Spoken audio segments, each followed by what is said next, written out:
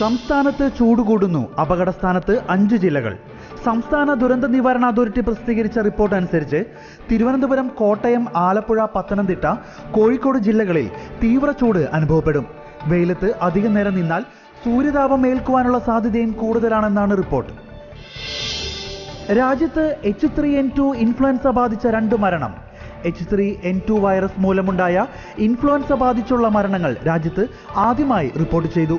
ഹരിയാന, കർണാടക സംസ്ഥാനങ്ങളിൽ ഓരോരുത്തർ വീതമാണ് മരിച്ചത് എന്നാണ് റിപ്പോർട്ട്. ഇന്ത്യയിൽ ഇതാദ്യമായാണ് ഈ വൈറസ് മൂലം മരണം സംഭവിക്കുന്നത്. ബ്രഹ്മപുരത്ത് വീണ്ടും തീപിടിച്ചേക്കാം. എപ്പോൾ അണയ്ക്കാൻ കഴിയുമെന്ന് പറയാനാകില്ലെന്ന് മന്ത്രി P. രാജീവ്. ബ്രഹ്മപുരത്ത് തീ അണയ്ക്കാൻ ശ്രമിച്ചുകൊണ്ടിരിക്കുകയാണെന്നും എന്നാൽ തീ വ്യാപിക്കുവാൻ സാധ്യത കൂടുതലാണെന്നും മന്ത്രി മാധ്യമങ്ങളോട് പറഞ്ഞു. 6 അടി താഴ്ചയിലുണ്ടായിരുന്ന കത്തിയ മാലിന്യം പുറത്തെടുത്താണ് തീയണച്ചത്. നഗരത്തിലെ മാലിന്യം നീക്കം ചെയ്യാനുള്ള നടപടികൾ സ്വീകരിച്ചെന്നും മന്ത്രി പറഞ്ഞു.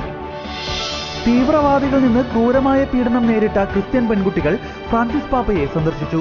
നൈജീരിയയിൽ ഇസ്ലാമിക തീവ്രവാദികളായ ബോക്കോ ഹറാം തട്ടിക്കൊണ്ടുപോയി ക്രൂരമായ അതിക്രമങ്ങൾക്ക് വിധേയരാക്കിയ ക്രിസ്ത്യൻ പെൺകുട്ടികൾ മാർപ്പാപ്പയെ സന്ദർശിച്ചു. വനിതാ ദിനത്തിലായിരുന്നു സന്ദർശനം.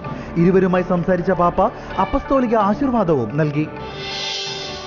വനിതാ ദിനത്തിൽ ലാറ്റിൻ അമേരിക്കയിലെ ദേവാലയങ്ങൾ ആക്രമിക്കപ്പെട്ടു. മാർച്ച് 8 അന്താരാഷ്ട്ര വനിതാ ദിനാചരണത്തിനിടയിലായിരുന്നു ദേവാലയങ്ങൾ ആക്രമിക്കപ്പെട്ടത്. ചില ഫെമിനിസ്റ്റ് ഗ്രൂപ്പുകളാണ് ആക്രമണത്തിന് പിന്നിലെന്ന് അന്വേഷണ ഉദ്യോഗസ്ഥർ പറഞ്ഞു. ആക്രമികൾ പ്രകോപനങ്ങൾ ഒന്നും തന്നെ ഇല്ലാതെ ദേവാലയത്തിനു മുന്നിലെ പ്രതിമകളും മറ്റും അടിച്ചു തകർക്കുകയായിരുന്നു.